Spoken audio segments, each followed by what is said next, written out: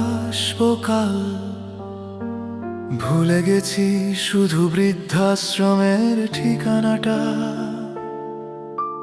বৃদ্ধাশ্রমের সিঁড়িটা যেন কাঁপে না কোনো পদশব্দে, কেবল ঝরে পড়ে সময় মায়ের চোখের কোণায় জমা ধুলোর মতো।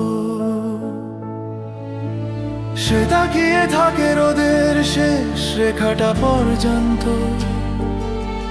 যেন তারই মাঝে খুঁজে পায় ছেলের শৈশবের হাসি।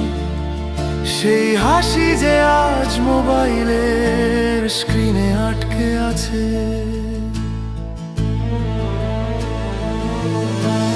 কখন আসবি জিজ্ঞাসাটা মুখে নেই, শুধু বাতাসে ভাসে, মিশে যায় সন্ধ্যার অন্ধকারে।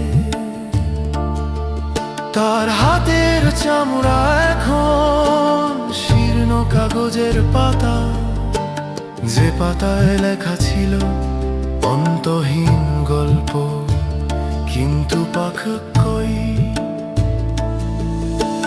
ছেলে যখন এলো মা তখন সাজিয়ে রেখেছিল মনের ভাঙা আয়নাগুলো, যেখানে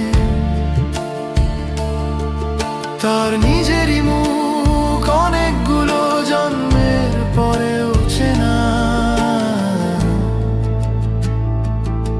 কিন্তু কথা ফুটো না, কেবল চোখ বলল, এতদিন কোথায় ছিলি জবাব দিতে গিয়ে।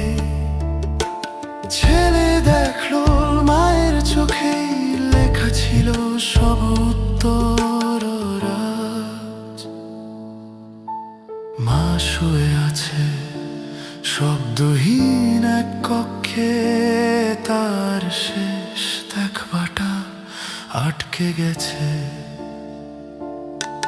দেয়ালের ঘড়ির কাঁটায়। ছেলের বুকে এখন শুধুই এক চিঠি, যা কখনো পৌঁছবে না প্রাপকের কাছে।